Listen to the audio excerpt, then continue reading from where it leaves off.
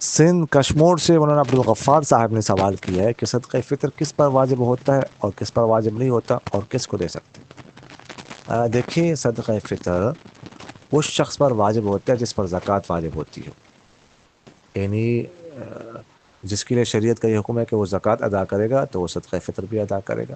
لیکن زکوٰۃ اور صدقہ فطر کے نصاب میں تھوڑا سا فرق ہے۔ زکوٰۃ تو 4 چیزوں پر واجب ہوتی ہے: سونا، چاندی، نقدی اور مالی تجارت۔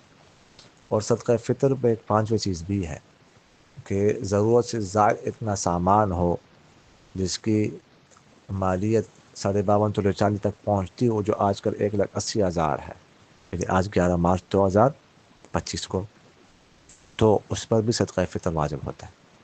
اگر کسی کے پاس اتنا سامان نہیں ہے، یہ نصاب نہیں ہے، تو اس پر صدقہ فطر واجب نہیں ہے۔